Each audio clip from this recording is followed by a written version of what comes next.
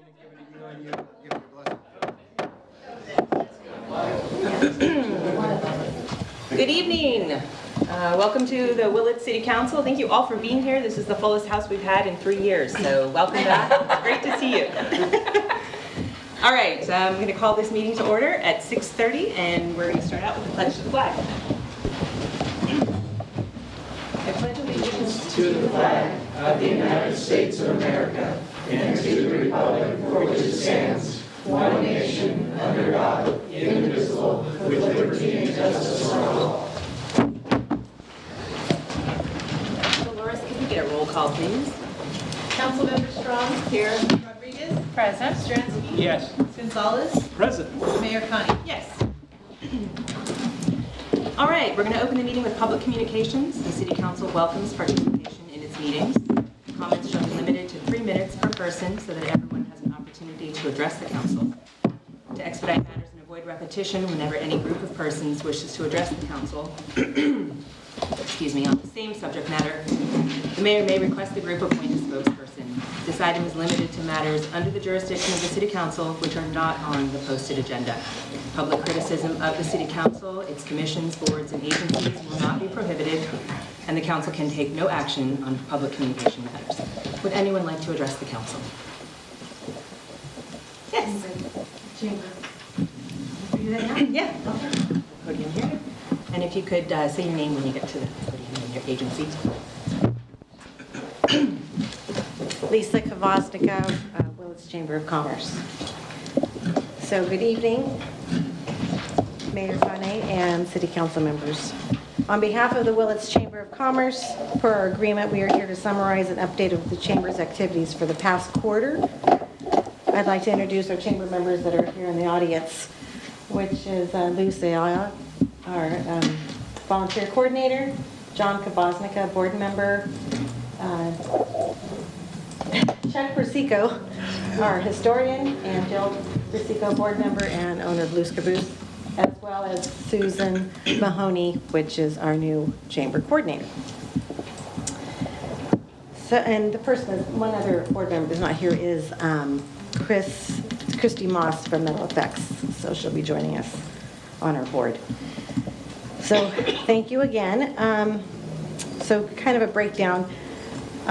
Going back to October for the quarter, we had the Harvest Moon that was held, and we had several, about 40 vendors that included food and entertainment and local merchants. It was well attended, and it was a family event, as well as for the community. The event spread throughout the downtown area, covering 3 of our local parking lots, including the downtown businesses offering promotions and sales, and everyone was involved. The Chamber worked alongside with other business owners to make the Harvest Moon a success. Our volunteers also increased, and we are continuing to build on our volunteers. We have been working with advertising. The Chamber is continuing an ad campaign in the Willits Weekly, during which we highlight several events and activities for Willits, and also continue to advertise at the Noyo Theater and with the Willits Center for the Arts, where we are a major sponsor. And then working into November, we had Shop Small Saturday, which is a national day which is sponsored by American Express to promote shopping local for small businesses during the holiday season. We held a kickoff that morning at the Rexall, and we had giveaways such as wrapping paper for shoppers, and the Chamber also had Laura Rowland from the Icebox cater a free breakfast treat for all shoppers, which consisted of homemade muffins, espresso, and gelato.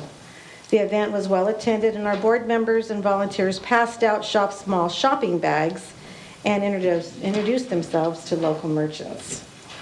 Then moving into December, with the holiday season in full swing, the Chamber was able to resume our regular hours, which is 10 a.m. to 4 p.m. Monday through Friday, and also in support of the skunk train during the Christmas time. We were able to be open on some Saturdays during that month.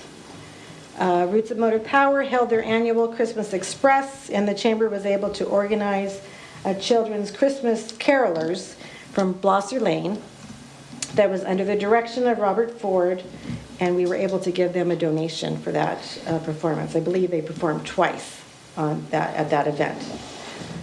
We continued with our advertising with Willits Weekly and included a special recognition of supporting businesses, which we called South of the Arches. And then also in December, we organized and planned a workshop for business owners and entrepreneurs as an event for the Chamber, as a new event for the Chamber. We are building our volunteers, which is a big part of the Chamber and keeping our doors open. As a result of our classified ad in the Willits Weekly, we had a number of inquiries that added volunteers, one of which we interviewed for the position as our Chamber coordinator. And as the board agreed, she would start in January, which is Susan Mahoney. Currently, we're finalizing the workshop for tomorrow night's event, Financial Strategies for 2023. We will have organizations and speakers such as Environmental Center, Matt Strong, to speak, EDFC, which is Robert Burnett and Stacy Sarro, and Blue Zones, Ryan Venice from Adventist Hospital, and Nicholas Casagrande from NC Financial. I don't see that he's here, but he's supposed to be here tonight as well. The Chamber at this time would like to thank the city and the City Council for their continued support. And at this time, I'd like to introduce Susan Mahoney. Thank you.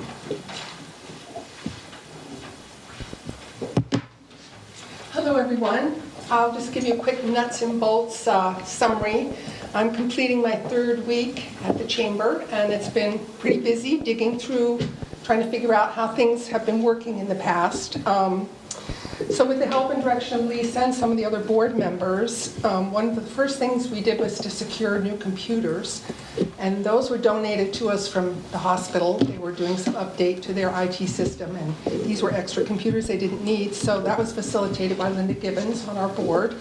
And John Conley provided me with IT support so we could transfer all of the data and programs into our new computers safely. As Lisa mentioned, we've increased our staff, and so now, as she said, the office is fully staffed during the week, and I normally am there for 4 to 6 hours every day, mostly through the middle of the day. I've had the volunteers working on the membership list. I did not have a current list of all Chamber members from last year, so I went off of 21, and so I have them emailing folks and calling and trying to get our detailed information all squared away. Another thing that we needed to address right away was the bookkeeping, accounting functions of the Chamber. And so as of now, everything is reconciled and all the taxes have been filed. I had some direction from Brad Walton on that. And so we're very confident that all that bookkeeping business is taken care of. So we are also trying to update our website. I attended the annual meeting of Visit Mendocino, and they had their consultant that they had worked with in terms of making their website very functional and high performing. And the bottom line of that long presentation was that it's all about the website. And ours is out of date, and it needs to be ramped up so it's much more interactive. You get one chance to influence someone to come to Willits, and that's mostly through your website. So that's our goal coming up this spring. We do our program tomorrow night. We're scheduling mixers already throughout the year with other businesses. And then we obviously have planned just the normal car show, Harvest Moon, and Frontier Days. And so some other things we've been talking about, especially among the volunteers, is maybe have a spring fling at the south side of town in the Evergreen Shopping Center. It would be more like a crafts fair sort of thing. A trunk or treat, which is new to me, and try to maybe facilitate some sort of family-oriented Halloween situation down at the park, maybe using the skunk train parking lot as a trick-or-treat area out of people's trunks. And then hopefully some sort of Christmas parade that is well organized and Chamber supported this year. So those are some of the things we have on the docket. So that's our nuts and bolts. Thank you so much. Does anybody from the council have questions for Ms. Mahoney? Thank you. Oh, okay. Thank you so much. Just mention that I think it's going to be a quarterly report that we put them on as a public matter instead of as, obviously they need more than 3 minutes, but it's agenda. Great. Okay, does anybody else care to speak to the council for public comment? We're going to move on to public matters, and we have 2 items under public matters. The first is a proclamation from the City of Willits to recognize Edith Rocogno-Keenan Ceccarelli, Willits' own super centenarian. Excuse me, Mayor, I believe you have somebody in the audience that wanted to. Oh, I'm sorry. You don't have to apologize. Me? I'm the one that's late. You don't have to apologize. I should be sorry. Should I say something? I think that's your time. Oh, it is? Should I stand up and say hello to everybody? Greetings, everybody. Nicholas Casagrande, and I love this town and I love this community. This is where my heart is. This is where my commitment is, my team, and I donate profusely into this community because I love it so much. Should I read what I wrote, or I don't know what to say? I came halfway into the chapter. So, I'm in favor of abandoning, is this the correct meeting? No, just kidding. I'm in favor of abandoning the alleys and properties. This is actually an agendized item for later this evening, Oh, so I'm if in you'd the wrong like meeting? to talk about that then. No, later in the meeting. That's okay. Yeah. I thought you were going to talk about part of the chamber thing. Oh, yeah, no. You were introduced as a chamber board member. Yeah. Oh, okay, well, okay, pretend it never came up. Hi, everybody, Nicholas Casagrande. Great to see everybody. I love this town, I love this community. All right, we'll call you up, Nick, when we get to that item.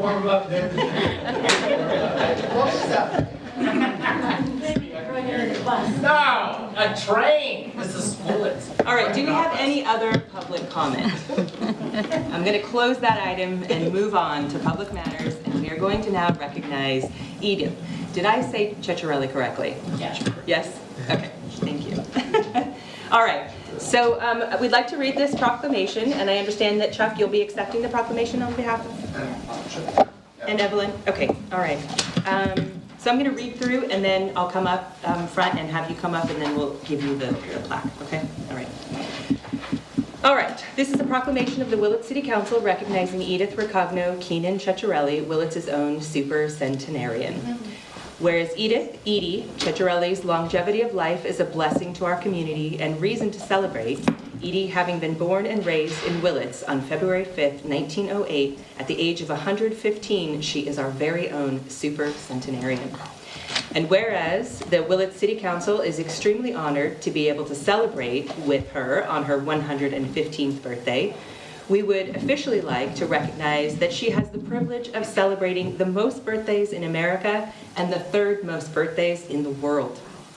And whereas our little community of Willits is overjoyed in celebrating Edie's special day by holding a drive-by birthday celebration on this coming February 5th, this will truly be a memorable event as friends, loved ones, and community members extend their love and respect by honoring her on this special day. Her lifelong love of people continues to enrich all those whose lives she has touched over her long lifetime. And whereas the Press Democrat reported that Edie Ceccarelli has for a great many years delighted and astounded her hometown of Willits, when asked the secret of extraordinary longevity, Edie is quoted as saying, "Have 2 fingers of red wine with dinner and mind your own business." And whereas she still enjoys the perfect manicure, interacting with loved ones, watching her favorite cartoons, and indulging in favorite flavors of ice cream, what more could a girl want?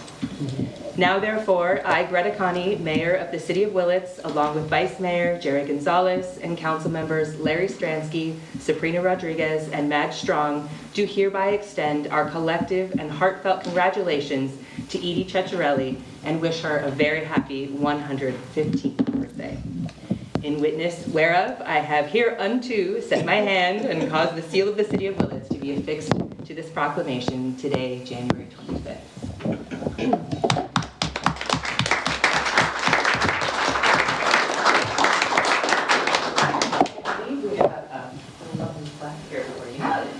I'll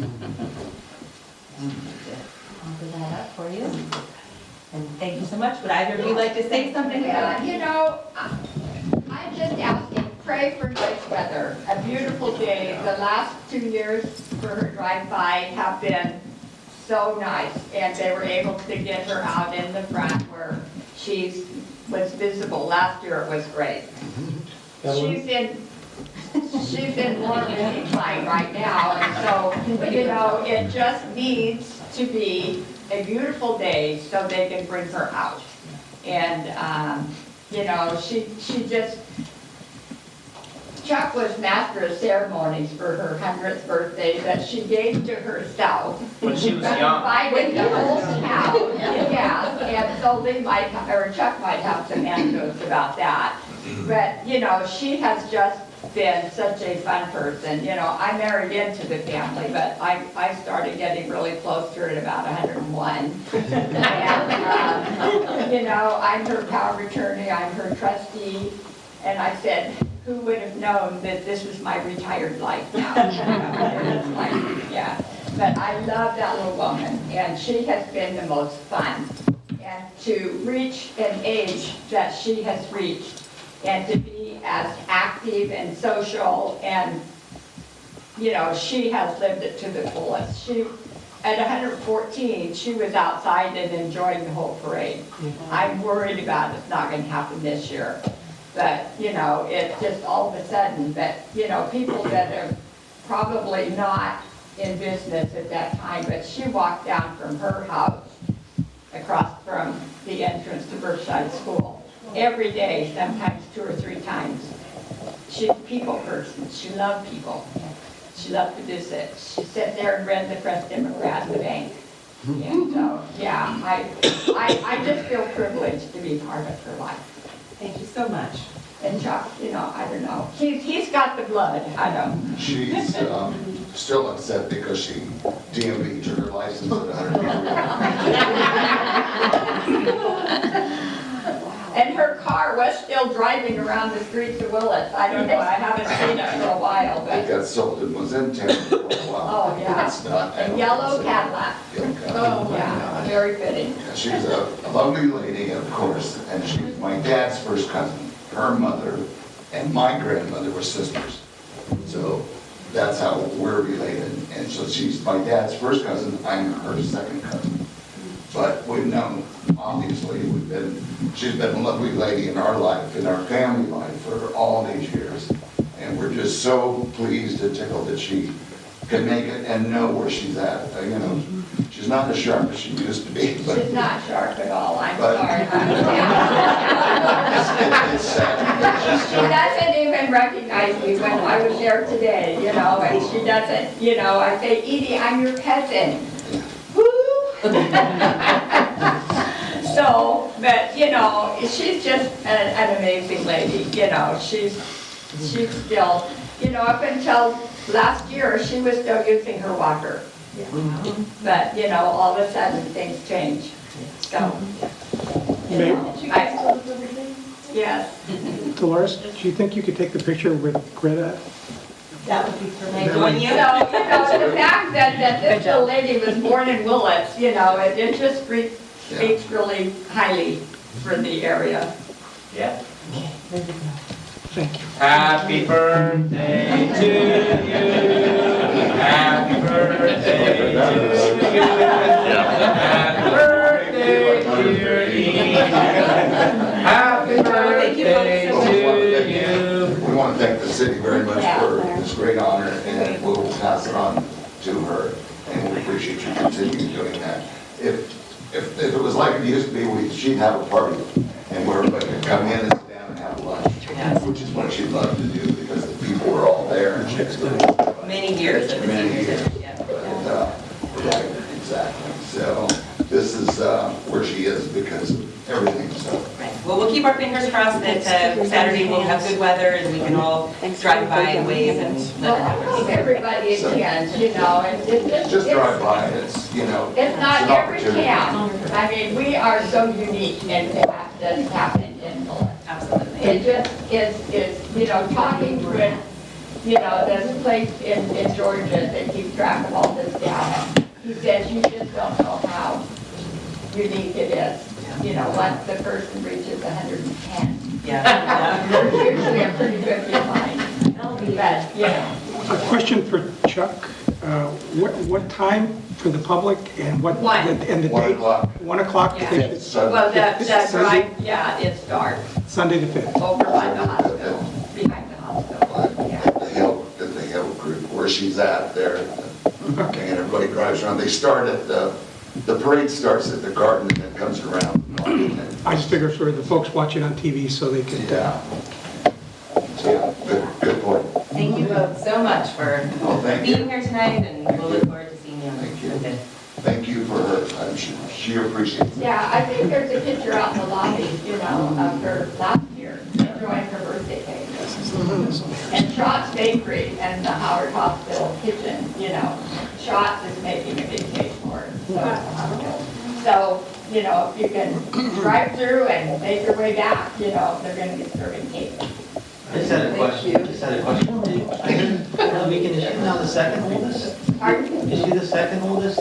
She's the oldest person in the United States. Yeah, In the she's world? number third in the world now. She's moved up a notch in the last week. Yeah, she's number 3 now. When she made the list, she was number 10. Somebody has to die.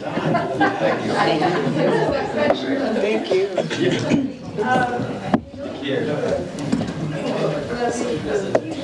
Go. Oh, I am suffering with this, you know, with this had many.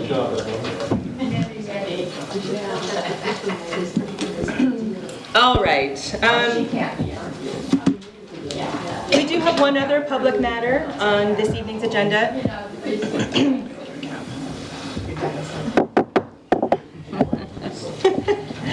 We do have one other matter on public matters here tonight, and that is an update from Little League Fire Department. Unfortunately, our chief was unable to be here tonight. We do have his comments that are included in the agenda packet, so anyone who is interested in hearing the update from our fire department is invited to visit City of Willits website where you can view those comments. He does normally come once a month and give us an update just to let us know how Little Lake Fire is doing. We'll move on to enactment of ordinances, which we have none tonight. So now we proceed to the consent calendar. The City Council considers matters listed under the consent calendar as routine. The Council will take action with a single motion and call roll call. Any council member may request the removal of an item from the consent calendar for separate discussion and subsequent action. This evening's consent calendar includes the City Council minutes from January 11th, 2023. Does any council member have any comment about those minutes? I would like to move adoption. Okay, we have Second. a motion, and Larry has seconded. Does anyone from the public have anything that they would like to say about the minutes from the council meeting of January 11th? Okay, Dolores, we have a motion and a second. Can we get a roll call? Councilmember Strong? Yes. Rodriguez? Yes. Stransky? Yes. Gonzalez? Yes. Mayor Con. Yes. Thank you. All right, moving on to monthly activity reports. These are matters that do not require action by the council but may be of public interest. We have none presented this evening. We have no items under commissions, agencies, and authorities, so we'll move on to the city manager reports and recommendations. We have the first item is to receive a report and consider introducing by title only and waiving the first reading of an ordinance, adding streets, sidewalks, and public places, the City of Willits Municipal Code, to provide for a process for applicants to request abandonments of public rights-of-way and findings by which council will review and act on such requests. Brian, are you presenting this? I'm going to start it. We have retained Scott Perkins from SHN to help guide the effort for the city staff. So to begin with, this is a opportunity to correct an oversight or a missing gap in our city code for the process, to establish a process where an applicant, public or private, can come before the city council and ask to have a public right-of-way or a dedicated thoroughfare that has not been improved upon, it's platted, it's on a piece of map or a survey, they can make the request to the city council and have that, the council decide if it's appropriate in the best interest of the public good to have that right-of-way basically removed from city property rolls and provided to the applicant. And it's a little bit of a system here where if it's an alley or an old street right-of-way, the abutting properties would go half to the center line of that right-of-way portion. And it's a process that is a little bit laborious up front with the applicant, the application process, and Scott can go into it in further detail. But basically, there is, throughout the city, there are right-of-ways, alleys, various pieces of remnant parcels that the city owns that a adjoining property owner may request to acquire. And they can use it for development, they can just make their lots larger, and it has a benefit to the city. If the city has identified that parcel is no longer, or that remnant piece of land is not really necessary anymore for our interests, or we have no utilities out there, it doesn't serve a purpose for us, we can entertain that concept and recommend to the council. It's amazing when you start going through surveys, lots, plat maps, you'll see a lot of remnant parcels, a lot of things. The mathematical process to close lots in 100 years ago, they weren't done on CAD. They weren't digitally or GPS. So there's odd little elements. So in time, those little remnants get forgotten in time. And someone identifies it and they said, hey, look, I can add 50 feet to my parcel. Makes a good garden bed. Or it gives me additional area to put a structure. And it does serve that benefit to us because it it adds property to the tax roll and allows citizens to utilize their property more fully. And it just relieves us the burden of maintaining property that we really didn't know or we didn't need to maintain. So that's kind of the whereabouts and the reason. Our city code does not have any provisions to allow that right now. And we recognize at the staff level that there has been some inquiries about, can we do this from property owners? And we talked about it at staff level and say, is it necessary? Should an application just come forward to the city council and you act on it without a lot of background or starting or establishing a process? And we recognize that's not in the best interest. That is not, because there you're going to be potentially making arbitrary decisions that you favor one applicant over another with no rhyme or reason to the review process. So saying that, that's why we have retained SHN to put together a policy that would be adopted as ordinance that spells out the process that ultimately the council will render a decision on. Saying that, Scott's here to explain the rest of the information. All right. Thank you, Mr. Bender. Thank you, Mayor and Council, for having me here tonight. That was a great introduction, kind of the lay of the land. Again, as Mr. Bender said, there's no process currently if somebody wanted to come forward to do this, no litmus test for how to approve or deny something. And so that was the request, is let's kind of formalize a process so if something happens, we can kind of look at it the right way. Some examples of where an abandonment might happen, where you commonly see them in other locations or where you might end up seeing them in Willits. A lot of times, if there's an apartment building that, say, takes up an entire block, and maybe the alley runs behind that parking building, and residents have been using that to park or to put their trash bins, and over time it's maybe even been forgotten that it's a public alley. It just feels like part of that apartment complex. Or a university or an apartment development, let's say, builds on two sides of an alley, and it would be in their best interest maybe to kind of absorb that alley between them instead of have that public right-of-way between it. Another instance kind of along the lines of what Mr. Bender was saying is maybe it's at the dead end of an alley where there's issues and the police have a hard time getting back there. There's no real utility to the city to have that anymore, and those residents maybe would want to kind of end that right of way, and it's not really serving any purpose. So we kind of keep coming back to that statement, not serving any purpose. So how do you kind of judge that? And that's what the application process is meant to do. So how it would start is an application. There's numerous materials that the applicant would have to put together in order to submit to the city. The first would be an existing condition survey of what it looks like now. Where the fence lines are, where the property lines are, where the alley is, any kind of utilities that are in the alley or rights of way that are in there, not just maybe the cities, but easements that belong to PG&E or other utilities. So an existing conditions map, and then legal descriptions of what the proposed realignment would be. So in the example given earlier, maybe 2 parcels on an alley are going to meet in the middle. What is the legal survey description of what those parcels proposed would be, and a plat map that accompanies that. You also need to send out and receive letters and forms from the adjoining applicable property owners that would need to participate in this. So in the example of 2 property owners, those 2 would definitely need to be on board. A whole alley, there'd be several more property owners germane to that application. And then the other kind of big hurdle for an application is agency clearance letters. So these are form letters that are part of the application packet that would be sent out by the applicant to PG&E, Comcast, AT&T, the trash collection, and there's a list in the application of where these all go.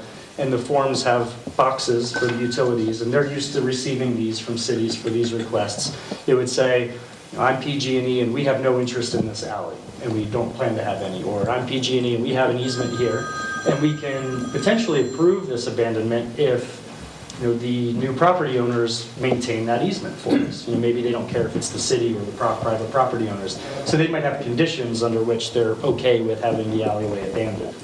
So the application would come to the city would review it. So all the city departments, public works, fire department, police department, planning department would take a look at the application.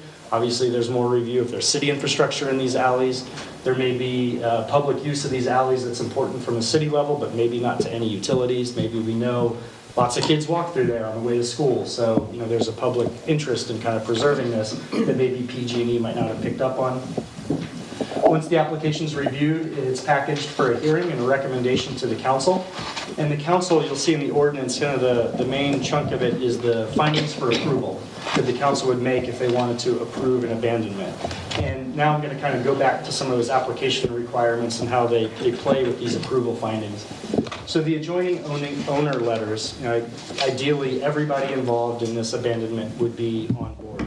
But it's potentially 2 or 3 aren't, or 1 isn't, or 75% of them aren't. It's kind of hard to say. It depends on the application, how big it is, and what's involved. You can think of an example where maybe if there was an alley and everybody was on board except for 2 or 3 properties in the middle, that wouldn't be very good because the city would be stuck with an island of right-of-way, in the middle of this alley. So I don't think that's something that the council would probably be too excited about. Or it could be that everybody agrees, but a couple property owners don't want to give PG&E that easement that PG&E said, we're only comfortable with this if they accept it. So that's the adjoining property owners, I think that relates to finding C for approval. That's the abandonment is in the public interest through the improved utilization of land. So that gives the council leeway to kind of review this application. And if a big chunk of the public says, this is not the best utilization of land, we like it the way it is, that would give the council an ability to deny that application if some of the adjoining property owners aren't interested.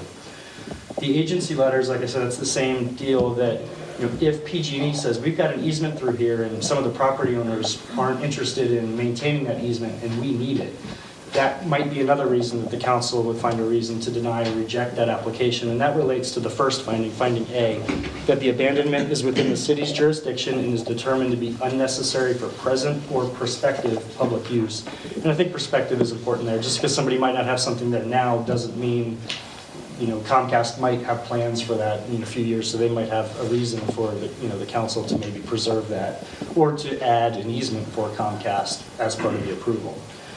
And then finally, the city comments and the city review and their recommendation to the council, city staff, that relates to all of the findings in this list, conformity with the general plan, environmental compliance, and a lot of the other findings you usually see with like a planning application.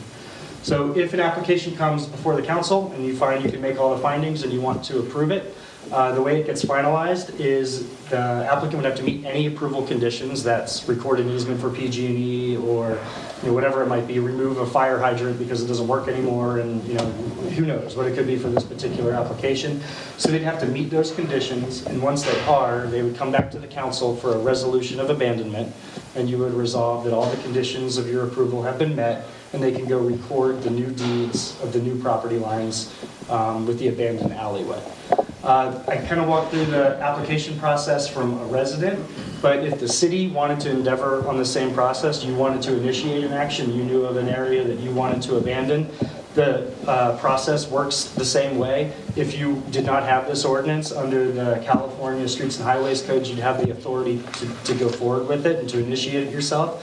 But you would go through the same process. You'd want to check with your utilities to make sure you weren't getting in their way of your abandonment. You would, check with your fire department, police department, public works, and everybody, and make sure that everybody was on board with it. You would check with the neighboring property owners and see how everybody would feel about it. And then you would go through your approval conditions. The approval conditions do provide a pathway for the council to approve an abandonment even without unanimous approval from the property owners. But bear in mind that if a condition of approval requires a property owner, say, record an easement for PG&E, if they're not going to participate in that, you can approve it, but they're probably never going to meet their approval conditions, and it's probably never going to get recorded. So it really is imperative in most cases that everybody involved in the abandonment is on board. But there are ways that the city can initiate actions without that to abandon an alley on your own terms, with your own powers granted to you by the state. I believe it's the police powers, and you can kind of help with how that would happen outside of the Streets and Highways Code. So that's kind of the private process and the public process, and it was to formalize a way for this to happen, so people from the community had an alleyway or another piece of right-of-way that they wanted to abandon. Now there's a process and a litmus test for your approval. Thank you. Jimmy has a question, and then Nudge. Did you say that we did not currently have an ordinance? I know the city has abandoned alleys in the past, but I'm not sure if they did it under the Streets and Highways Code or whether they did it on some sort of ordinance. Not every city has an ordinance that codifies this. There are other ways that cities can do. You have the authority under the state Streets and Highways Code to do this. But you would still have to develop like application processes and forms in a standard. And so this would kind of make sure, as Brian said earlier, every application kind of comes forward to you through the same process. But it's not this happened 15 years ago one way and it's going to happen in a completely different fashion next What time. we're doing is codifying a process. Oh, okay. Because I know I live on a street, or I live between my neighbor and the space between us apparently was a city street at one point. Before I moved there, apparently it had been abandoned by the city. And so I remember at some point being in this room when that process happened, but I wasn't the resident then. Mm-hmm. So I'm assuming it was abandoned, I think pre-Dusty. And it sounded like all the neighbors at that point were all... I'm curious how many properties were involved? Well, I think it might have been either 4 or 6 properties, because it went across, I think, 2 or 3 streets. Then when I was doing a lot of research, you usually see it stop at 2 or 3 properties. So to have one with 4 or 6 was a good level of agreement. Yeah. So. So I was wondering if this is initiated by, as opposed to the city initiating it. Well, actually, in either case, do the adjoining property owners all have to agree to take responsibility for that extra area that they're going to now be private owners of? Aside from any easements, obviously, that's a question, but what if they already have a big fence up there and now they're getting another 15 feet and they don't want to do it? And also, is there any monetary benefit that they are expected to, to basically be granted this additional land? Well, the monetary benefit, I guess they just have more square footage on their parcel, so there'd be some incremental increase in its value. If a property owner was not interested in participating with it, and there were no easements in question or utilities or anything like that, what I think the outcome would probably be is they would be excluded from that abandonment. So one of these things, and we were talking about some of these kind of case studies, and you try to think about weird scenarios. So if there were an alley is a good example, there's properties on both sides, and maybe a couple properties on one side weren't interested, maybe it doesn't go to the center right there. Maybe the people across the alley, they get the whole alley, because those people didn't want to assume responsibility for half of it. And if one of the property owners didn't want to participate, you would be changing their lot lines, their deeds, all of that. So I think, short of kind of like a again, I'm in trouble over here, a reverse eminent domain kind of scenario. Like, I don't know that you could compel somebody to enlarge their property. There probably are ways in safety and public health that you could do it. But my expected outcome in this scenario was that person just wouldn't get any more land. So, building on those topics of that theme that Scott just explained, in our discussions at the staff level, trying to rationalize how all these options could come out or play out, we emphasize strongly in the application process, before it actually gets to the council, that if an applicant wants to work with his neighbors or their neighbors on, maybe they don't get the full portion of the split, or it doesn't go to the center line of an alley, that is all worked out in advance. So what we're trying to do is prevent the council from splitting up arbitrary parcels that you may feel uncomfortable with. That's not the intent here. You're not going to be a survey judge and saying, okay, this property owner is going to get 50 feet here, this other one's only getting 25 feet of the center line. All that should be decided and agreed upon and platted, at least on a conceptual survey map, for your consideration. If I could just chime in just for a second. Typically, the usual scenario is that two adjacent property owners, their lots come together and they share a common boundary, and a city easement, like an alleyway, is a burden that affects both of their lots.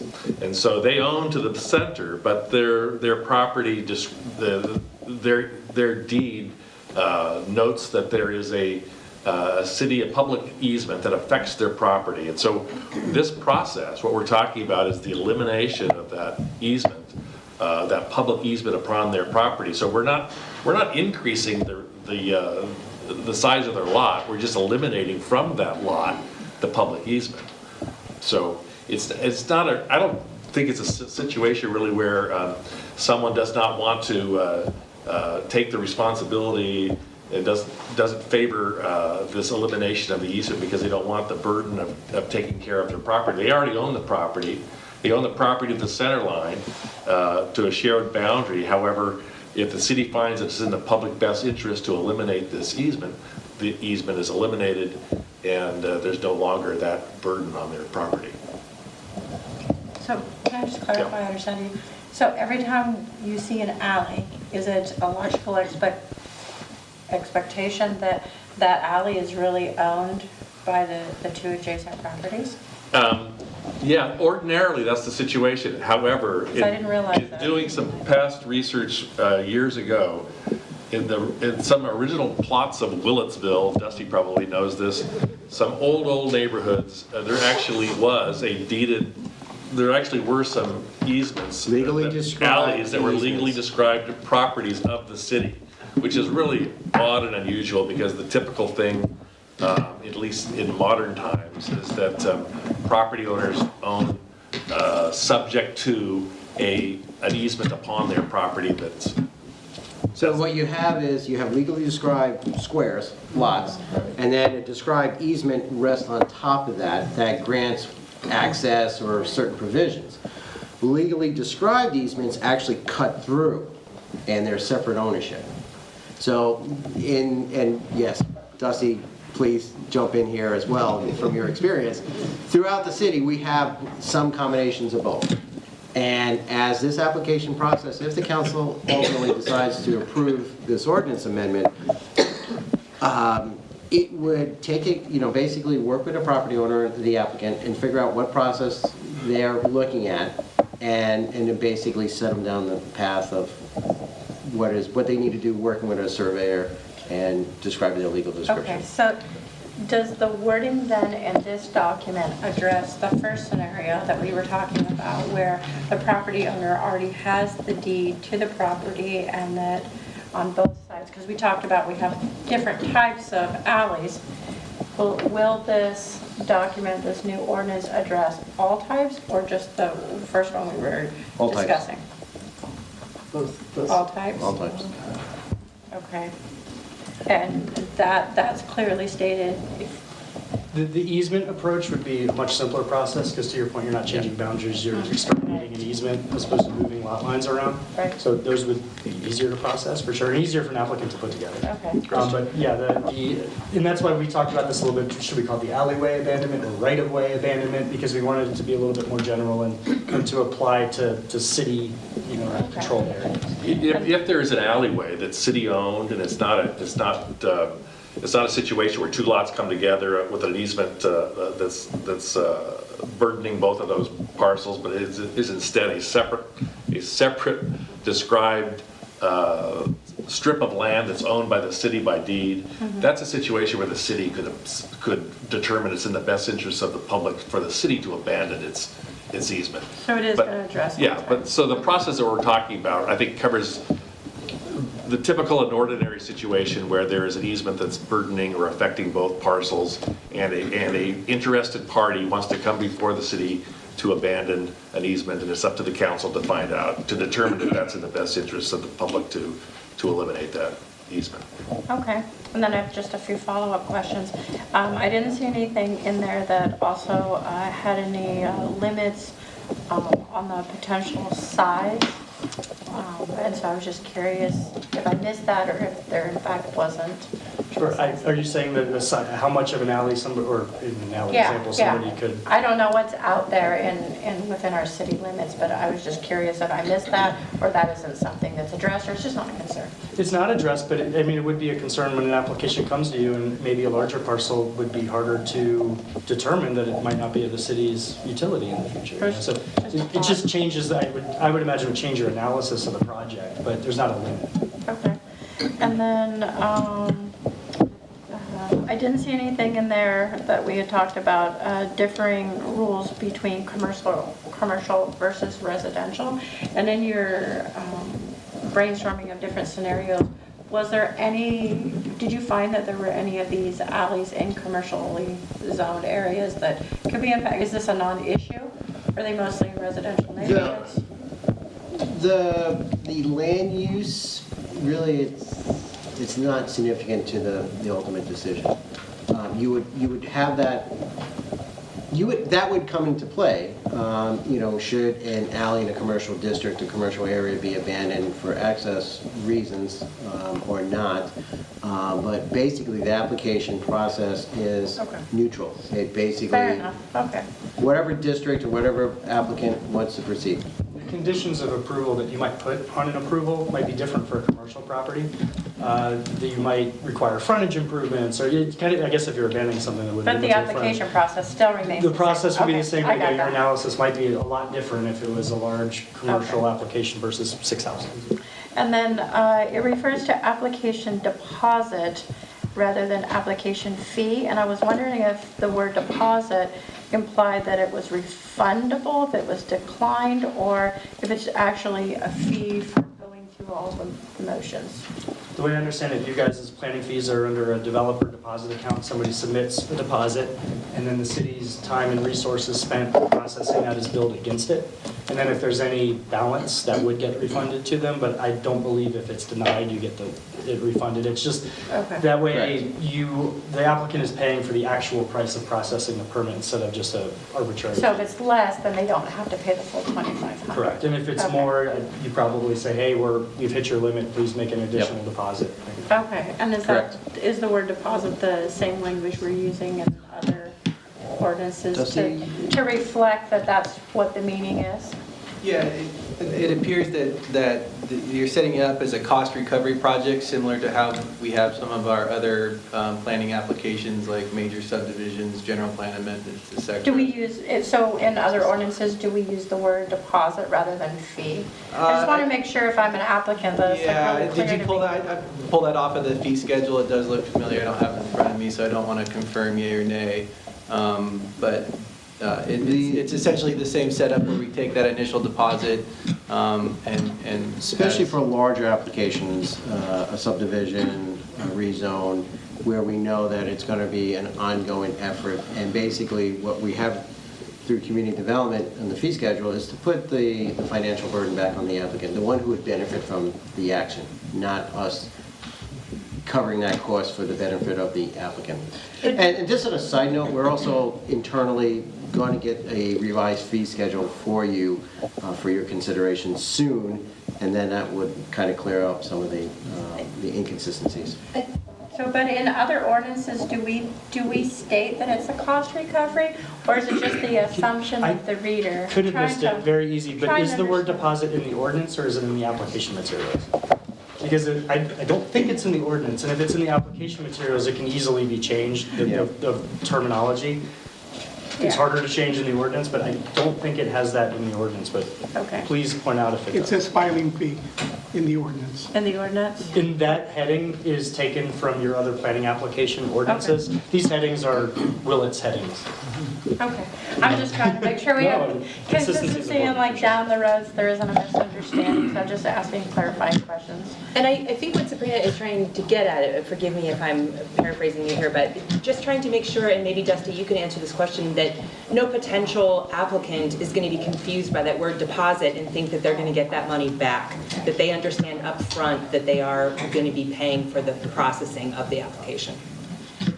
Yeah, so in our fee schedule, we do use the words initial fee deposit, and Initial we can- fee deposit, okay. Right, Okay. right. Yeah, I'm just making sure our wording is consistent so that there isn't confusion. Yeah, and we can certainly be careful and provide that clarification so that we don't set somebody up for some And we don't major set staff disappointment. up for getting someone, angry in your face. Yeah, good call, thank you. Okay. And then one last question was on the renewal part. I think it was 12.10.070, talk about the renewal. And I was trying to understand, so let's say that I want to remove the, I want to remove a portion of the alleyway and obtain it. So there's an expiration on that? Yeah, and this is common with other planning permits. You Okay. usually have 2 years to act on your permit in some way before it expires. For this, acting Okay. on it is likely to get it So it's completed. the expiration is on finishing the process, not on abandonment of the alleyway necessarily. Like I don't record it with the county and it expires, for example, in 20 years and then I redo it again. It's No, about the no, permit no. itself. So Okay. that clock starts at the time of your ultimate decision on that application. So from that point on, they have 2 years to follow through based off the submitted application and whatever approval conditions you apply to that. Okay. I'm reading it like anybody else would be reading if you're applying and I'm making sure that it makes sense to me as well. All right, that was all I had. Just to clarify that, is once the council has gone through this process and approved abandoning an alleyway, it's permanent. We don't go back and say, oh, we changed our mind, now we want that alley back. Is that right? It's a final decision. You would be negotiating at that point. Yes, If you want to- correct. I thought so. Anyone else from the council have clarifying questions about this ordinance? Just a quick question now.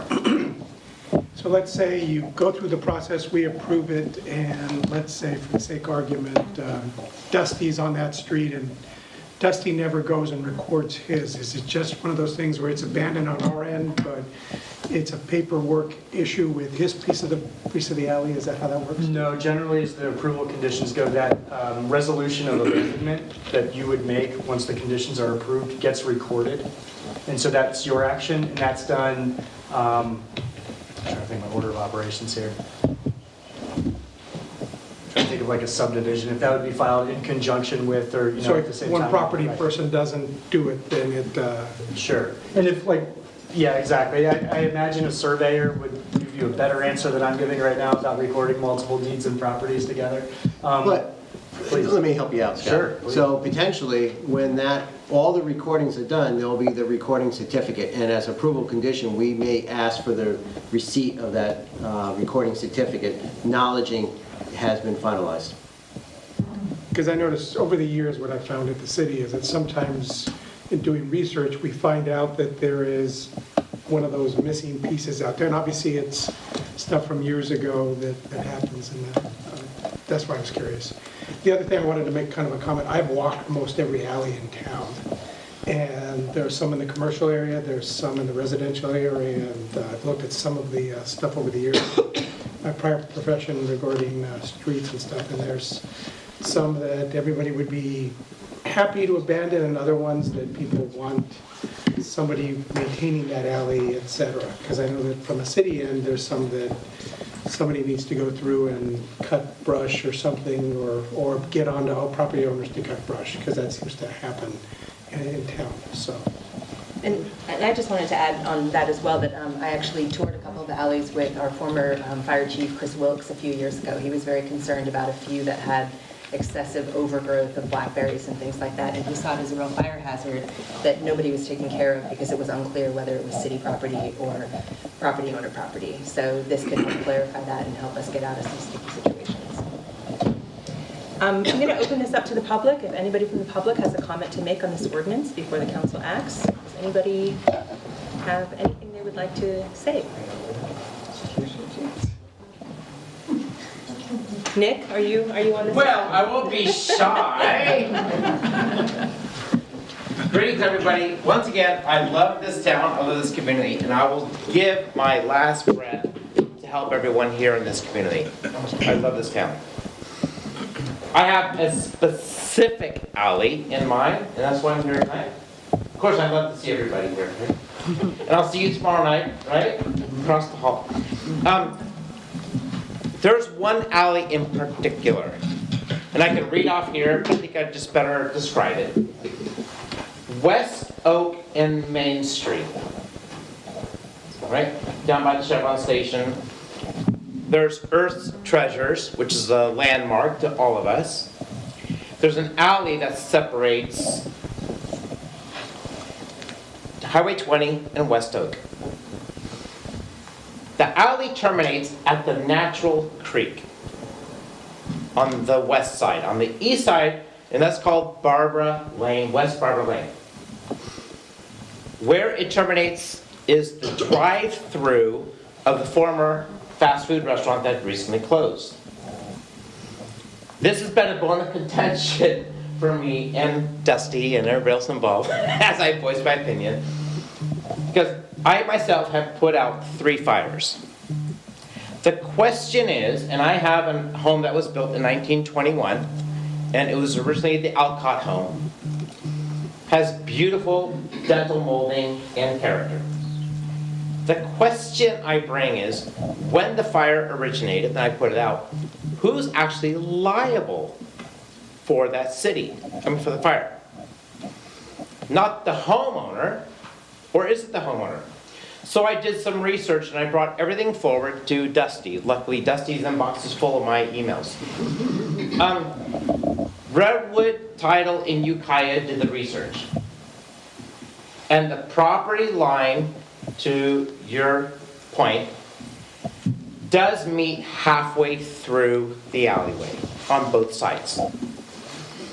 The homeowners actually pay property taxes for the property that they cannot use because of the easement. So the question becomes, in a firestorm, who's actually going to pay and be responsible for the fire? From an investor standpoint, I say to the city, cut your liabilities. Eliminate as many liabilities as you can and put the burden back onto the homeowner. If there's a fire in the alleyway that's not used and utilized, there's going to be a gray area and lawsuits, etc. So I am an investor by nature. Eliminate as many liabilities as you possibly can. Give the rightful ownership back to the property owners on each side of the alleyway. The 14-foot width, split halfway, 7 feet on each side. The line goes down the middle. Everybody's responsible. The alleyway is eliminated. The liability is then non-existent for the city. We can then spend our time and money and resources taking the city to the next level. I brought recently 18 different investors into this town. Not real estate developers, programmers. To bring the next level of programmers and mindset into the city of Willits to bring, hopefully, the next generation up from, instead of going to the growth fields to work, will start learning programming as a skill to get into financial services or healthcare or sales. To start a new beginning. When I bring the investors into town, it is the mindset of taking our beautiful undeveloped bucolic settings to use the infrastructure we already have in town. I'm sorry, Nick, your 3 minutes is up. Oh, thank you. Sorry. Thank you so much for your comments. Anybody else from the public have anything they'd like to say about this ordinance? I'm done. Okay. Can you bring it back up to the dais? Council? I'm just happy that we are consistently looking at ways that we can improve our policies and procedures and be more clear and offer processes that are fair and easy to understand. So I'm glad this came before us. Thank you. I'm also, I think it's a long time overdue. I'm willing to entertain a motion. Yes, absolutely. Would anyone like to make a motion? I'll make the motion. Okay. Gosh, I said entertain it. I'm sorry, I had an MTA meeting and I was the chair today, so I was still, sorry, Greta. That's okay. All right, I believe you did make a motion. I made a motion. Would anyone like to second? I'll second. Jerry, thank you. We have a motion and a second. And this is to consider introducing by title only and waiving the first reading of ordinance, adding Chapter 1210 to Title 12 of the City of Willits Municipal Code to provide for a process for applicants to request abandonment of public rights-of-way and findings by which council will review and act on such requests. I have a quick question. Is when it says by title only, doesn't it mean we're actually doing, Yeah, I think it's being consistent with the waiving of the full reading, so. Otherwise, we would sit here and we would recite word for word 10 pages of the draft ordinance. Thank you. Okay, so we have a motion and a second, and may we get a roll call, please? Councilmember Strong? Yes. Rodriguez? Yes. Stransky? Yes. Gonzalez? Yep. Mayor Connie? Yes. Thank you so much for your work on this. Okay. Thank you, Scott. Thank you, Dusty. All right, the next item under the city manager reports and recommendations is your verbal reports. Verbal reports, yes. Thank you, Madam Mayor. I just want to kind of circle back to our recognition of Edie. We have been working hard. I know that City Clerk had put a lot of effort into that document that was read. A lot of good content there, and really emphasized the importance of that individual to this community and the history. We need to respect people of that status in this community. We have, to that extent, we've been trying to reach out to the congressional delegation. Unfortunately, the time and distance, they couldn't get here, but they would like to get copies of this proclamation, and hopefully they can do something on their end. Maybe the governor's office can have some presence at the February 5th event. You know, this is important. You know, the oldest living person within the United States, pretty important. So just want to note that. As a follow-up also to comments that were communicated to the council from the last session, we have survived the storm activity rather well compared to other communities in Mendocino County and definitely within the state. Staff did a tremendous job in responding to events throughout the nights, on call personnel, administration staff looking at how we can allocate resources and make everyone safe, both on the staff side of things as well as the general public. Conditions of public facilities and properties are in good shape. We didn't sustain much in the way of damages. Rodeo grounds, yeah, it's a different story, but we're working through that. We're working through our insurance trust. We did receive some assurances that we can rebuild, but definitely we're going to do it to higher standards and bring some code provisions in there as well to those structures that were damaged. And then finally, this past 2.5 weeks here, the finance department did an amazing job on re-engaging with delinquent or outstanding utility billing statements.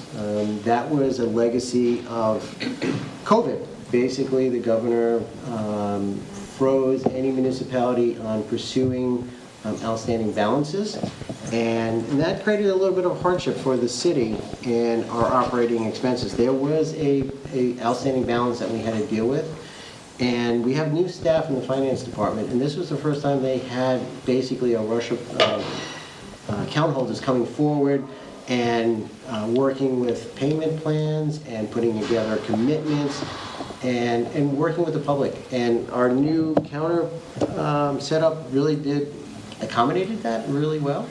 So that was a good test of time, but basically it was a lot of effort. Young staff was put into the breach of some angry people, unfortunately, but they did a good job, saw it through, so I just want to commend that effort. So that's what I have.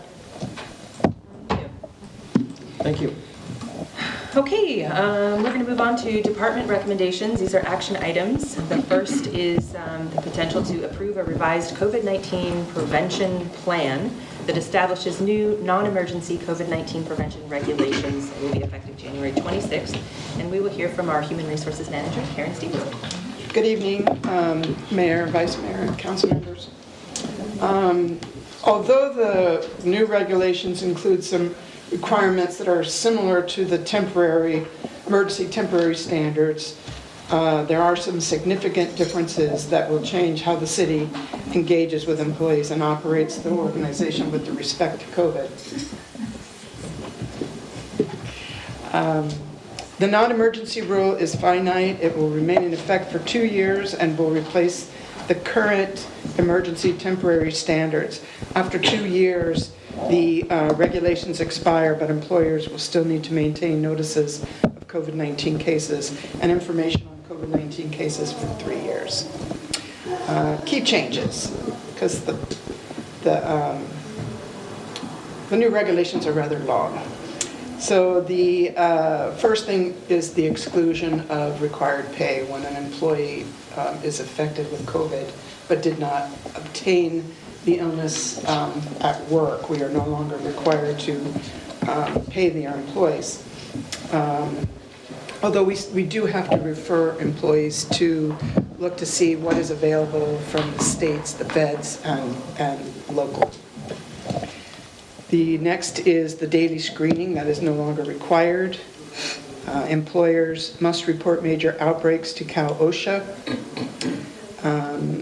Some of the definition changes. Under the new regulations, an outbreak is generally defined as 3 or more employee COVID-19 cases within an exposed group in a 14-day period.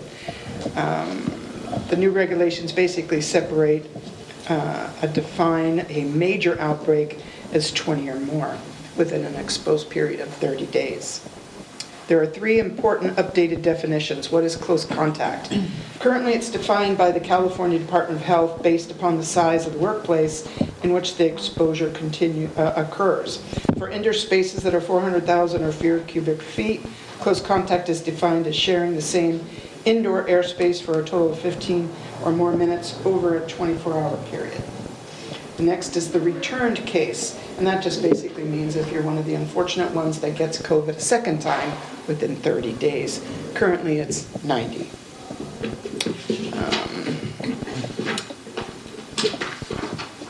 Testing. Employees are still required to make testing available at no cost during the paid time to close contacts. However, employees will no longer be required to provide testing for any symptomatic employees. Ventilation, which is a big deal for us. The regulations impose ventilation requirements, more restrictive, requiring employers with California Department of Health and Cal OSHA guidance to basically develop and implement and maintain effective methods. And we are working with REMAF, or CIRA, our insurance provider, to help us with that. There are some changes with notification and the retainment. For record keeping, and the standalone COVID-19 prevention plan is no longer required. It will be incorporated it into our illness, injury, and prevention program. Any questions that you might have? Yes, Jay. Since this is non-emergency now, are we required to run this by our collective bargaining units and get some sort of buy-in from them, or? No. No, we're not at this time. Anything else? Thank you, Karen. Thank you. All right, I will open this to the public to see if anyone has anything they'd like to say regarding this COVID-19 prevention plan. Anybody out there? Bring it back up to the dais. Make a motion to approve the revised COVID-19 prevention plan. Great, thank you so much. We have a motion and a second. So Loris, can we get a roll call, please? Councilmember Strong? Yes. Rodriguez? Yes. Stransky? Yes. Gonzalez? Yes. Mayor Condon? Yes. Thank you. Hopefully with that, that abolishes COVID forever. Here, here. We need to figure out something that does that. Yes. All right, the next item under department recommendations is the adoption of a resolution to approve the recognized obligation payment schedule, the ROPS 2022-2023, and an administrative budget for July of 22 through June of 2023. We'll hear from our finance director, Manny Orozco. Good evening, Mayor, City Council. What I'm bringing you today is a annual ROPS. This is actually different from what I presented back in the 11th, which was a last and final. The reason for the annual was just in case the last and final was not approved by DOF. So prior to me actually presenting the last and final to you guys, I had a meeting with Michael Barra over at DOF, and he made the suggestion of actually presenting this to you guys just in case that was to be the case. This resolution will help us out in making sure that we continue to satisfy our obligations and paying the bonds off for the 2020 quarter. That's a part of the ROPS. So with that, any questions? So it's the backup plan in case it's rejected. It's the backup plan, yes. Crossing all our T's and dotting our I's. Yes. Any council members have any questions for Manny? I'll open it up to the general public. Does anybody have anything they'd like to say about the resolution to approve the ROPS? It is a mouthful. Yes. All right, we'll bring it back to council. I'd like to entertain a motion. I'll make the motion, or I'll second the motion. Okay. We have a motion from Madge and a second from Sabrina. And Dolores, can we get a roll call, please? Councilmember Strong? Yes. Rodriguez? Yes. Stransky? Yes. Gonzalez? Yes. Mayor Condon? Yes. Thank you. And that will be the last we'll hear about ROPS, right? No, I appreciate, Manny doing his great job. I'm surprised that he had time to complete this, knowing that he's so involved in practical jokes. I hear something about a cat. Yeah, cats get loose in the office for some reason. We don't know where they come from. But it's been named. Cat named Manny. All right. That is the end of the department recommendations. The next item is the department monthly reports. These are presented at the second meeting of each month. Our department heads put together reports letting us know all of the work that happens throughout the departments of the city.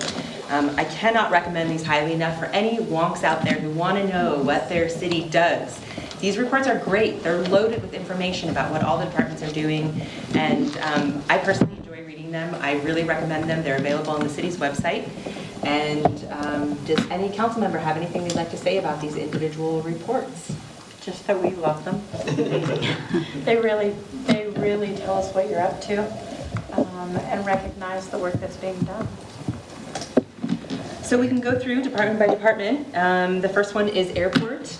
Kathy, do you have anything you'd like to add to your written report? Not this evening. How well attended was the meeting I missed the other day? About an hour and a half. Okay. Yeah. It was interesting. That's how well attended it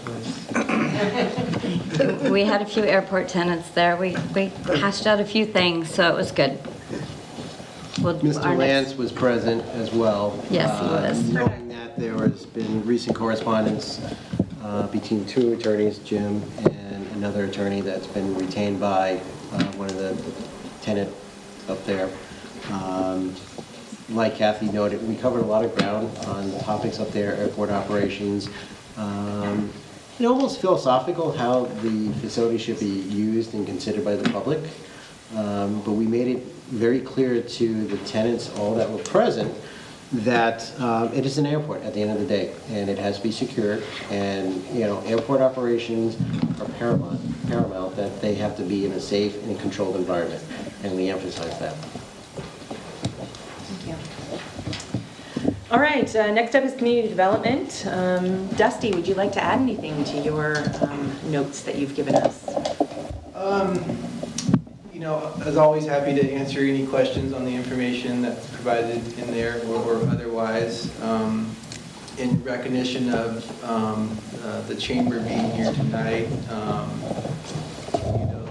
very much appreciate the leadership of the council and our city and manager and the investment that's being made in the community development department. And of course, with that, we recognize there's some opportunities to further assist the community. So very much appreciated meeting the new staff member the other day, and always enjoy working with Lisa, especially in the chambers. So expect to be working closer together this year and finding some ways we can team up to sort of soften some of the blows that I think we all recognize are happening to the business community, not only in Willits, but certainly throughout the county. We're also wrapping up a number of grants, and so that creates an opportunity to further seek some additional funds, and there are a lot of opportunities out there. So if anyone in the community does have some ideas, we're always happy to look at them. Obviously, we've trying our best to have our finger on the pulse on all those opportunities too, but happy to entertain any ideas that are out there. So look forward to hopefully bringing some good ideas to the council in the future. I heard wrapping up some grants, opportunity for more. I'm thinking about goals for 2023. What do we get to add? Larry, do I get to add? Are you through okay? Yeah, sorry. The city Rails to Trails is a public meeting on March 23rd. What time is it? So that's a tentative date. Right now, if I had to guess, Larry, I'd say it's probably going to happen in the evening. Okay, but you'll let us know by that time? Yeah, we're still working out the details. We had a meeting with our team earlier today. We're going to be setting up a separate meeting in the next week or two with all the key staff players to get that set up. So I expect an announcement to go out to the council, Facebook, website, all the usual channels, probably here within the next couple of weeks. Okay, but it'll be in the paper also? We can make notice in the paper, absolutely. I don't do the other things. I just wanted to know if it's going to be in the paper. Thank you. Dusty, I wanted to say that I appreciate you continuing to work on the city's application to establish signage for downtown Willits. As a downtown business owner, I'm still holding out hope that we'll get signs one day on the highway to direct people our way. So thank you for continuing to pursue that. Yeah, you're very welcome, and appreciation to the city planner, Taylor Perry. She's in charge of providing the weekly reminder to that group. And certainly if staff isn't able to gain traction, we'd be interested in seeking some other help. From cranky business owners. Thank you.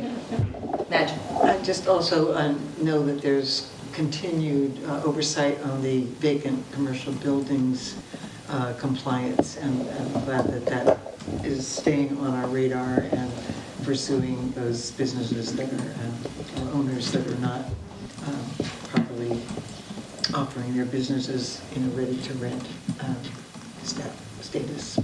And whatever we can do to kind of put pressure on to fill those vacant and neglected properties. Appreciate that. All right, the next department is the engineering department.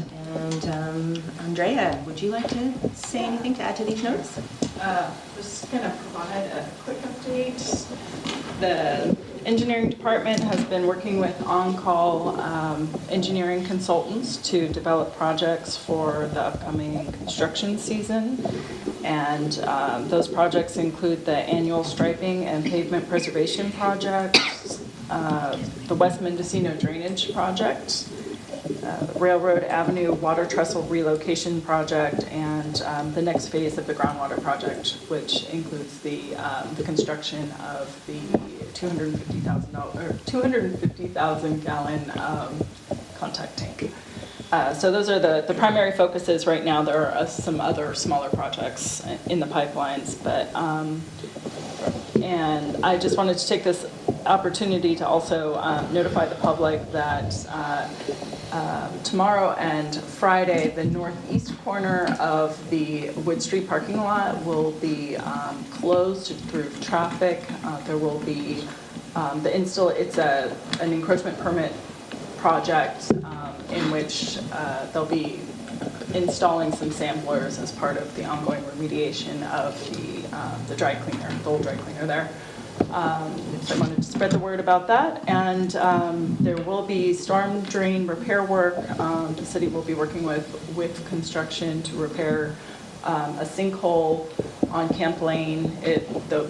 Most of the work will be done in a private driveway, but it is very close to the entrance of Brookside School. And so I wanted to spread the word. We are working with the school to notify them, and we'll put something out on Facebook. We expect impacts to school traffic to be minimal to none. With construction does a very good job with traffic control, and they'll be scheduling the work around pickup and drop-off times. Andrea, going back to the one you just mentioned about the partial closure of the Wood Street parking lot tomorrow, it is Farmers Market Day, and while we don't see as much traffic in the parking lot during the indoor season as we do when they're out at Rexall, it does tend to fill up on Thursdays. Do you know, will that closure be all day, or? It should be primarily during the, it should be actually most of the day, but I believe their work will probably wrap up towards the afternoon. They actually first tried to schedule it the week before Christmas, but we pushed it off because we didn't want to impact businesses during that week. And then it got pushed off again because of the rain.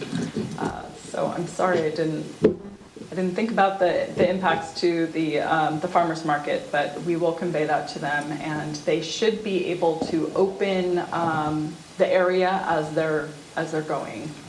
So we'll definitely try and get them to work around that. Thank you. Okay. So Andrea, as part of your, for next month, oversight of consultant to conduct traffic safety assessment and recommendations, does that include any speed surveys in the community? I know in the past MCOG coordinated with the city, but is that something we're doing on our end now, or is MCOG still involved, or do you know? Yeah, this is a focus project from the Traffic Safety Committee, and there were some areas identified through the committee, and we put that out to several consultants and selected a consultant from that. Part of it will be some speed surveys, but it won't be an extensive study with that. They will be looking at speed, sight distance. But nothing from an enforcement category that you'd be preparing? You know what I'm talking about? I don't. They will basically they will look at average speed over certain segments. They will look at what it's posted, design speed, and the actual average. But not an actual speed zone survey for radar? No. The primary focus is to provide safety recommendations for reconstruction, design alterations.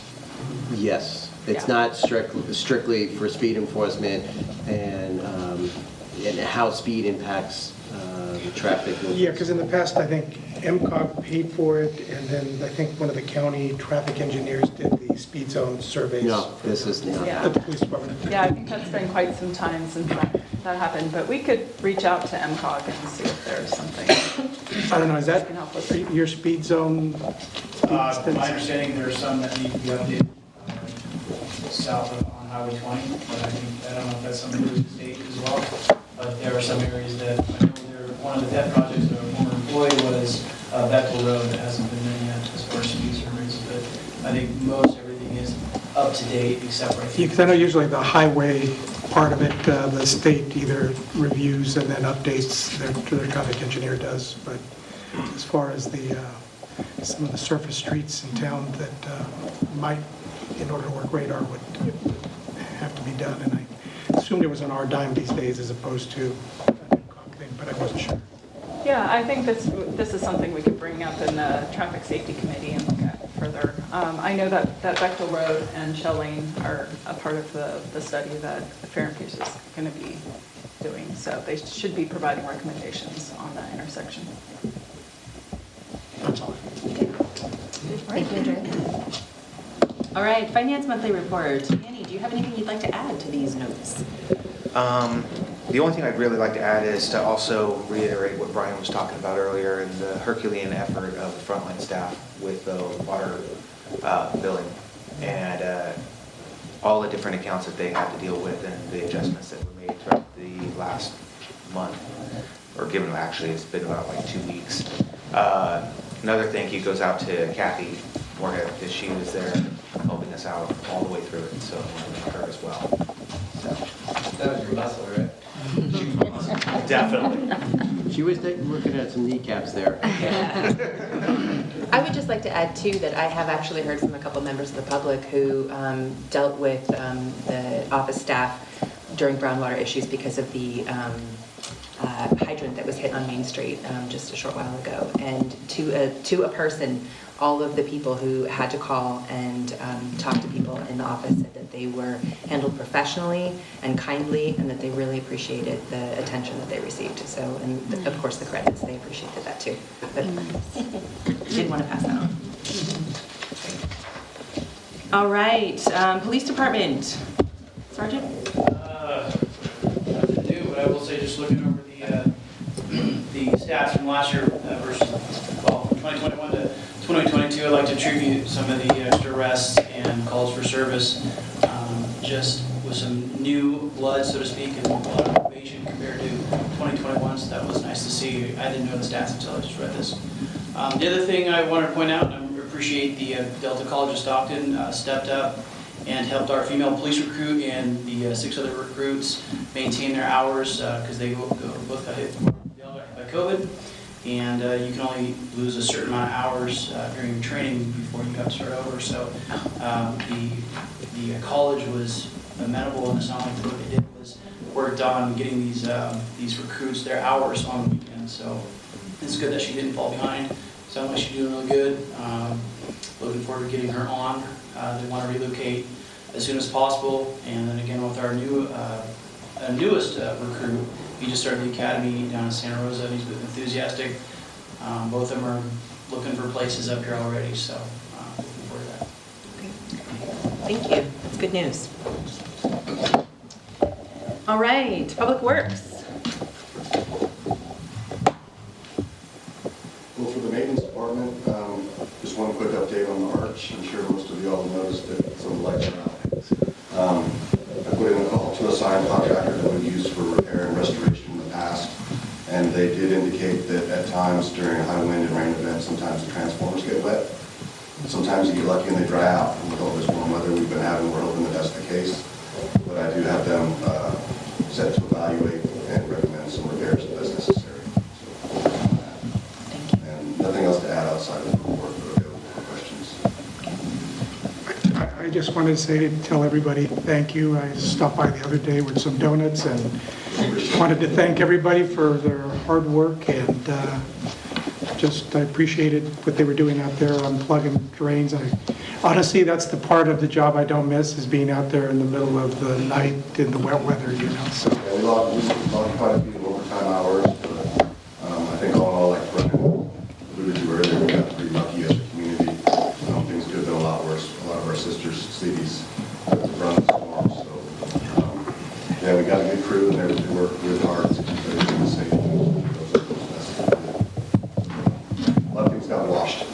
Yeah, the streets look very clean.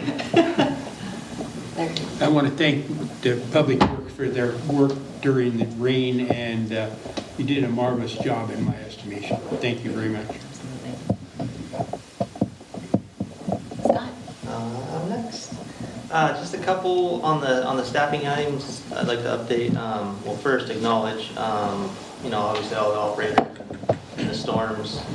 It's been a lot of hours, some spending the night to see fit that we can get water made and wastewater out. So big kudos to them, as well as Public Works, City Hall staff. They put in a lot of hours as well. It was great coordination. So it was fun to be a part of. The other one is acknowledge Adam Cimentel. He passed his grade 1 wastewater state exam. Good start. And Brian Franke was appointed recently to utility meter reader position. So a new opportunity for him. And the one I didn't get on here, it just happened last week, was Drew Gillespie. He's been here for about 1 year and 4 months. He passed his grade 3 state water exam, so he's now a journeyman. So with that, if you guys have any questions? Scott, you just want to mention next month the start of the flushing program? Correct. Yes. Letters will go out to in the billing, January billing, and we're going to start the week of, or anticipate starting the week of February 13th. About a year ago, the same day we started. So it's the same regime. We'll start at Pine Mountain, work our way towards town. We'll do the night flushing in approximately 3 weeks after we start, and it'll be 3 nights down Main Street, with all hands on deck. And it's, once again, it's a comprehensive approach. Correct. And if you have any questions? Anybody? Crickets? Just thank you again for all the, making sure we got water. And that we can flush too, you know? Those are important things, you know? Nothing to take for granted. I heard from somebody who lives in another city that during their storm, their sewage backed up. And you don't think about the good things until something bad happens. And so they said, did any of that happen in your city? I said, no.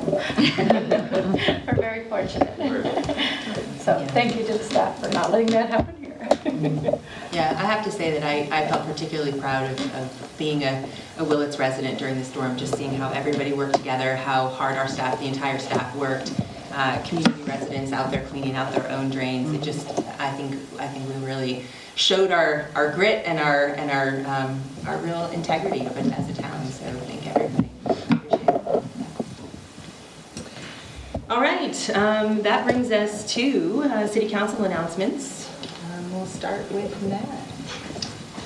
My official committees, the Mendocino Solid Waste Management has not met in January, and EDFC met already, and pretty routine. So that's it for my official duties. I'm going to do something under good and welfare. Sabrina. All right. I serve as chair for Mendocino Transit Authority. We had our meeting today at 1:30.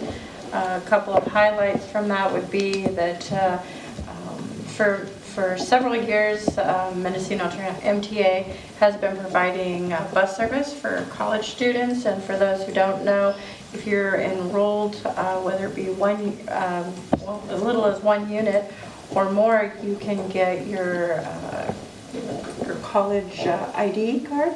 And then, for example, right now we've got, it should say spring 2023. And you can ride the MTA bus anywhere in Mendocino County. It's not just the ride from, say, Willits to the college, but you can use that to go anywhere within the county and ride for free. So that's kind of a good thing to know. And in the past, it's been the gas tax that's helped pay for that, but that funding sources ran out, and we entered into an agreement with Mendocino College, who is now going to pick up the tab for that to ensure that it continues at least through the end of the spring semester while we look for another funding source. There was a feasibility study that was done, and I had talked to you about it before, Brook Trails, Laytonville, Covelo, and some other more rural areas. We were looking into transportation needs and the meeting where they'll convey all of the information that was gathered and possible outcomes is going to be on February 5th. I'll be in attendance then, and I'll bring that information back to the council to see what ideas they came up with. And just countywide, there's still we're still working on the transit center, and they've identified some possible locations on Mason Street, Perkins Street, Orchard Street, and Bush and Orchard Street. Of course, all in Ukiah, but does impact us. And that there's going to be a planning charrette and survey that'll be out in the month of April, if that interests anybody. And then probably lastly, there was a grant from the California Energy Commission that MCOG applied for, and Ukiah is getting 25 Ukiah, Redwood Valley to Hopland are the recipients of 25 EV chargers at 5 different sites. When I heard this, I was thinking, does Willits need any more? And I think we're pretty well covered, but do you know if we have an unmet need in terms of charging stations? What do you mean unmet need? I guess we use that terminology. Obviously, we could accommodate. Sure, there would be nice. Should I be advocating when there's funding available? Because, for example, they sought out this grant to meet the need of the community. Does the city of Willits have a need for additional charging stations that we're not yet? I would say we would entertain the idea. Right, Dusty? Yeah, so to maybe help inform that decision, we have it on our list, and it might be that in February we're able to provide council with an update on the use of the EV charging stations that we established in the Wood Street parking lot. So that would maybe be some good information to provide some insight on that question. In working with the MCOG group in the past,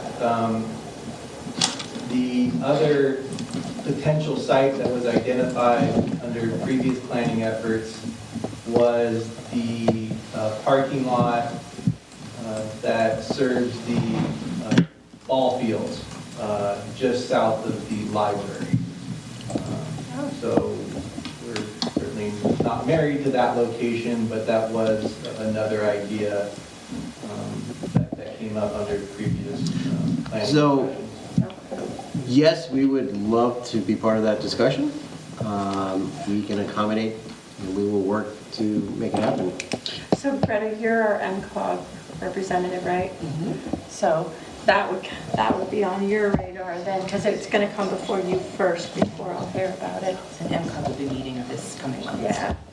So Redwood Valley to Hopland were the recipients, but there'll be another wave, and so we want to make sure that they know that we have potentially a site that we'd like to be the recipient. I don't know if it makes sense logistically or not, but maybe it would be worth considering something like in the Evergreen Shopping Center, so that it would get the south end of town covered, and people that are perhaps going on to Highway 20 from 101, it would serve a slightly different locus. If I'm not correct, though, isn't that's private property, so wouldn't that have to come from the private property owner? Okay. Yeah, I was going to say private property has different criteria. Okay, can't get grant funds for that. I will say, as far as noting on my patrol, when talking about the need, I know that Safeway did just open up, I think, another 3 or 4 slots on the southern end, and it has not been utilized by one car yet. The closer to Safeway section, it's hit and miss, whether one or none, or it depends all or not. So you want to evaluate as far as the need for the public. And I patrol at night, so Wood Street, it's 81, so it's usually not full, just for And unfortunately, we don't have a say where private businesses put those charging stations, so that becomes a whole other conversation. All right, Sabrina, are you done with your? I'm done. Okay, thank you. Larry, do you have No, I don't have anything. Thank you. Okay. Jerry? Yeah, a couple things. One, I'm on the League of Cities Public Safety Committee, and that meets tomorrow, and it's a virtual meeting. And then LAFCO, I'm still the alternate at the moment till the City Select Committee meets. So at this point, I'm planning on being at the next LAFCO meeting. I think it's the 3rd of February. There is, I think, the alternate. Do you know when the City Select is meeting? Second, third week of February? Yes. All right. So They have it scheduled. Yes, it's scheduled. Oh, okay. And I don't have my phone with me, but it's in the phone. Yes. All right. If we need to know, we'll let you know, Jerry. Oh, no, just curious, I think I'll still be an alternate at that meeting, but, and apparently the alternate for the special districts is seated also now. Apparently they put it out to the special districts because the regular position was held by Tony Orth, and when he wasn't reelected, that kind of became in play again, so that they put out the call for applications. So they expect to get a vote from all the special districts to have a certain amount of folks vote on that, and that's what appoints their representative onto the. There are a lot of special districts, some that are very responsive, and some that aren't. They have to have a certain percentage of them elect their representative on LAFCO.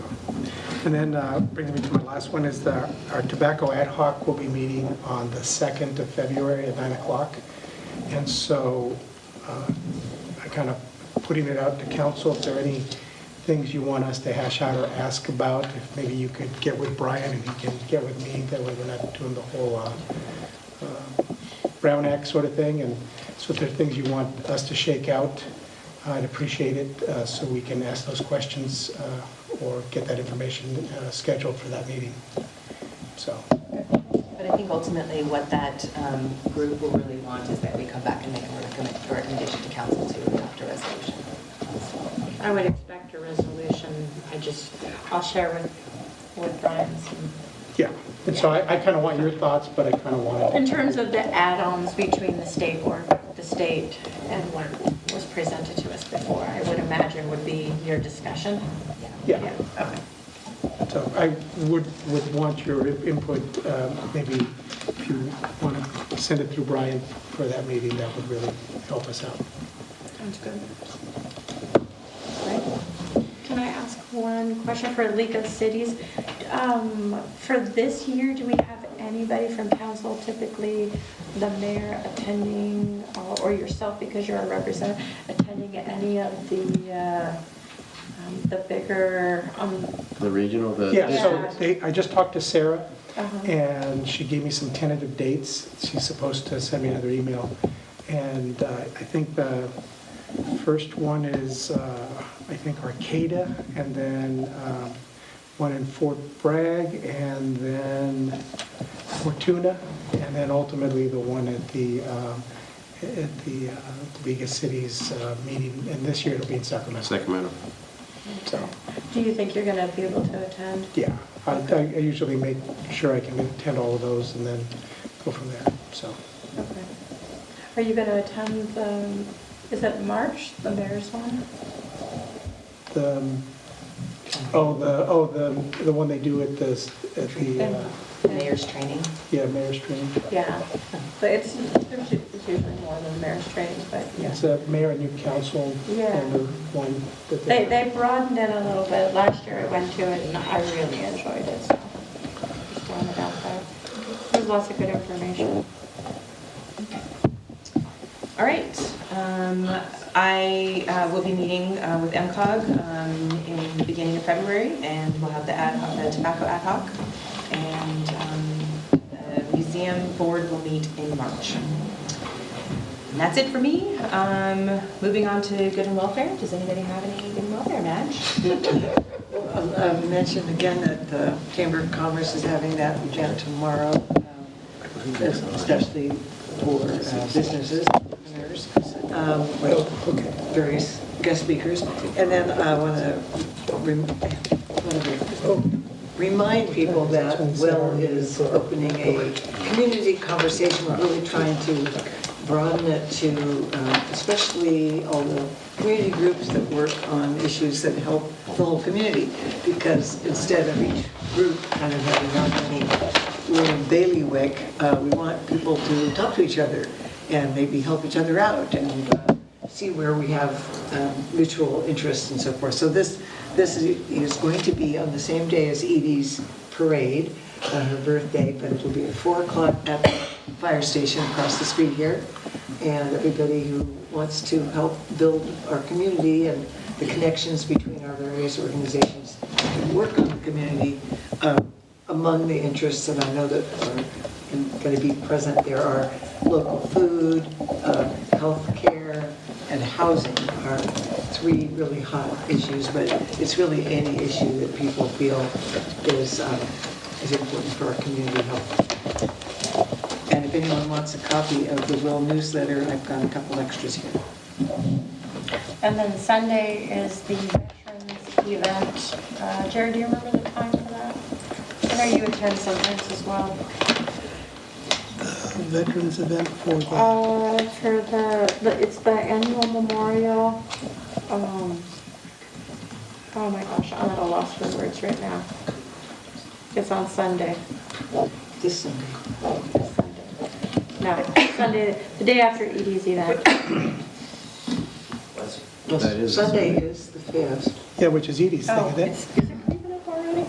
Well, no, not this Sunday. This Sunday. Yeah. No, yeah, the It's a week out. Yeah, okay. Had me worried there. I'm sorry, yeah, it got me worried too. Yeah. Well, I can't remember the details. My mind is just, I looked at the clock and suddenly my mind just drew a blank.